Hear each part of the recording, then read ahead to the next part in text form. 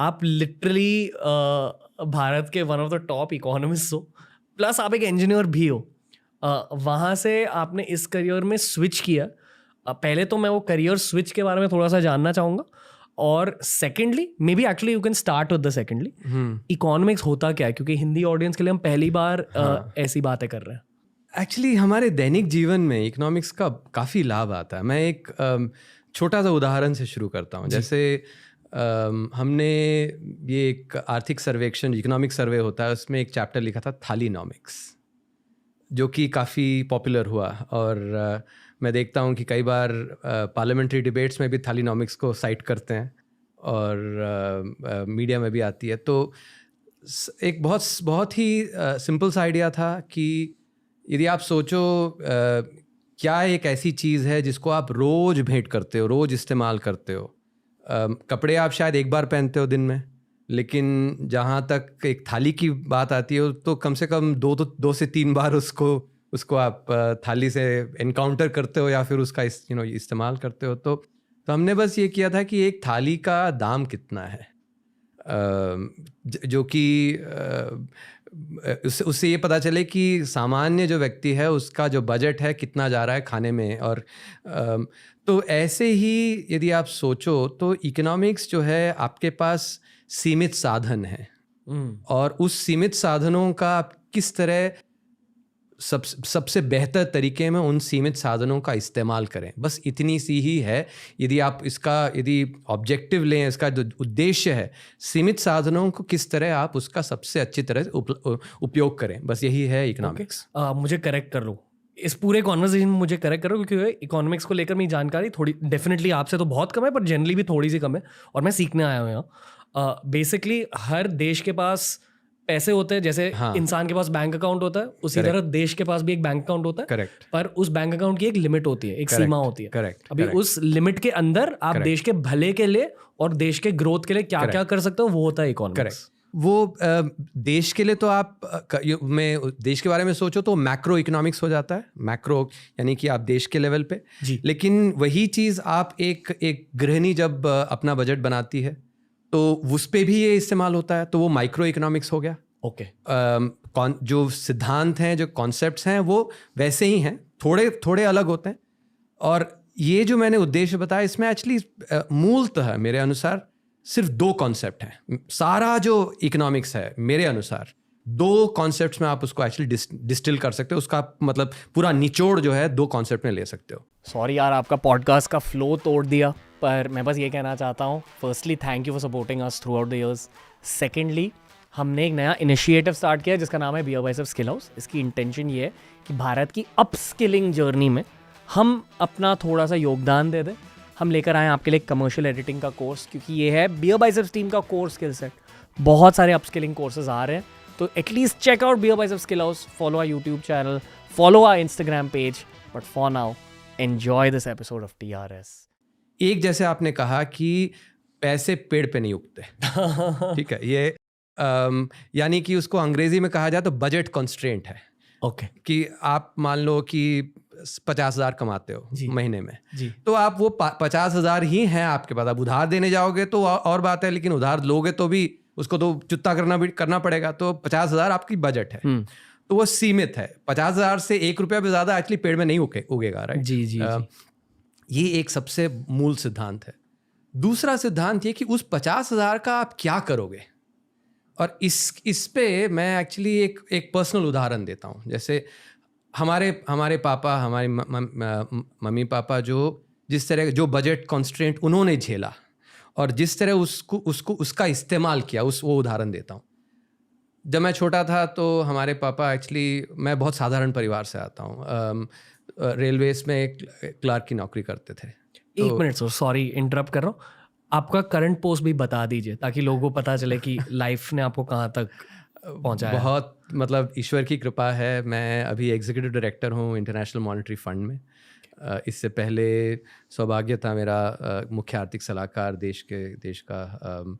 मैं 17वां मुख्य आर्थिक सलाहकार था। CEA, chief economic adviser. Exactly CEA करते क्या? एकदम संक्षेप में यदि बताऊं तो जैसे मैं 2018 से 2021 तक 3 साल की मेरी अवधि थी, उसमें मैं मुख्य आर्थिक सलाहकार था जी। तो जब महामारी आई उसमें जो इकोनॉमिक पॉलिसी क्या करना है, किस तरह की नीति अपनानी है, वो सब सोचना और उसमें जो एडवाइस देना, उसमें मेरी भागीदारी थी। अब बताइए जिंदगी के बारे में। एक तो कि पैसे पेड़ पे नहीं उगते, वो एक मूल सिद्धांत है जी। ये सिद्धांत एक गृहिणी के लिए लागू होता है लेकिन एक देश के लिए भी लागू होता है, और मैं वो बताऊंगा इसमें जो अंतर है। लेकिन पहले एक साधारण गृहिणी या साधारण जो एक हाउस होल्ड है उसको लेके हम समझें। तो दूसरा, जैसे मैं कह रहा था कि आपके पास कुछ वेतन आता है, मान लीजिए हमारे पापा जब तब नौकरी करते उनके पास शायद 100 रुपये वेतन आता था। तो वो जो 100 रुपया है, आप उसको किस पे आप खर्च करना चाहते हो, ये एक दूसरा एक बहुत मूल सिद्धांत है।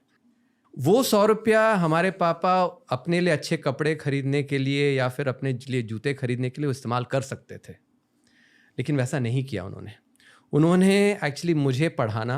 मैं पहला, हम 2 ही हैं, तो एक अच्छे स्कूल में भेजने के लिए 15 रुपया उन्हें फ़ीस देनी पड़ती थी। 100 रुपया में से 15 रुपया, एक्चुअली जब मैं सोचता हूँ आज, यदि मेरी जो वेतन है उसका 15% यदि मुझे देना पड़े एक बच्चे के लिए, तो बहुत उसमें धीरज चाहिए होता है।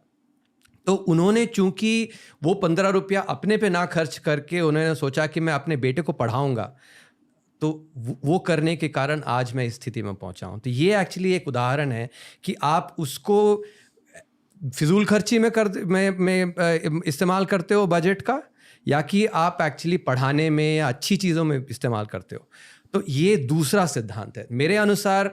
अर्थशास्त्र में, इकोनॉमिक्स में बस यही 2 सिद्धांत हैं कि आपके पास एक सीमित बजट है और उस बजट को आप किस तरह इस्तेमाल करते हो जी।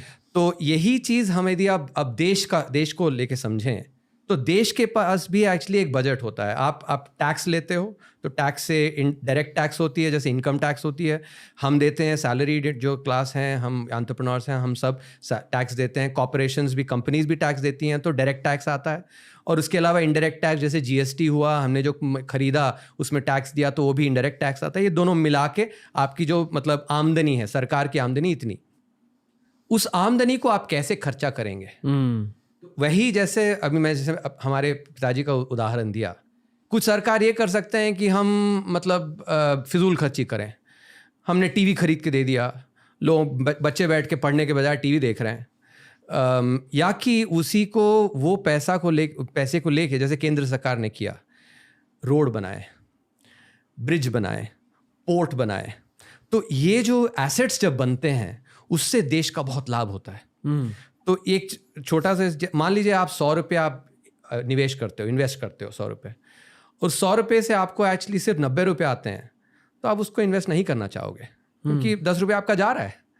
लेकिन आप 100 रुपये इन्वेस्ट करते हो और उसमें मान लीजिए 400 रुपये आते हैं, 2-3 साल लगते हैं या 4 साल लगते हैं, 400 रुपये आते हैं, तो वो एक्चुअली अच्छी निवेश है।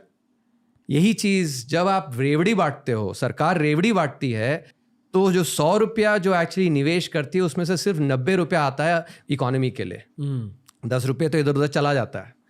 लेकिन वही रोड बनाती है, पोर्ट बनाती है, रेलवेज में डालती है, निवेश करती है, या फिर एजुकेशन में डालती है, हेल्थ केयर में डालती है, तो जो 100 रुपया निवेश किया उसमें करीब 400-500 रुपये एक्चुअली इकोनॉमी में जुड़ता है।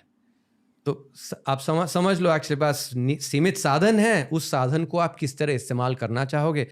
अच्छी सरकारें उसको अच्छी तरह इस्तेमाल करती हैं और ये नहीं सोचती कि हम तो सिर्फ 5 साल के लिए हैं भाई, तो हम जो 5 साल में जो भी होगा, थोड़ी दूर की सोच रखते हैं। क्योंकि आप एजुकेशन ले लो जी, तो एजुकेशन में जैसे उदाहरण देता, हमारे पापा हम वो जो 15 रुपया फीस दिए, उसका जो लाभ आया वो तो करीब का 15-20 साल के बाद आया, जब मैं पढ़ लिख के आया। तो ऐसे ही एजुकेशन में भी जो दूरदर्शी सरकारें होती हैं, वो एजुकेशन में पैसे डालती हैं ये जानकर कि शायद उनको उसका रिवॉर्ड ना आए, लेकिन 2-3 सरकार बाद 10-15 वर्ष बाद भी उसका लाभ आएगा। देश के हित में सोच के वो करती हैं। तो ये अच्छी नीति हुई। लेकिन खराब नीति वो हुई कि एक्चुअली आपने 100 रुपया लिया और टेलीविज़न खरीद दिया, या फिर मतलब इधर रेवड़ी बांटने में ये फ्री दे दिया, वो फ्री दे दिया। और फ्री देने से एक्चुअली लोगों को फिर वो एंटाइटलमेंट बढ़ जाती है। तो यही मतलब मेरे अनुसार बस यही 2 मूल सिद्धांत है। इसको यदि अच्छे से समझ जाए कोई और उसको अप्लाई करे तो अच्छा अर्थशास्त्र आर्थिक नीति बन जाती है।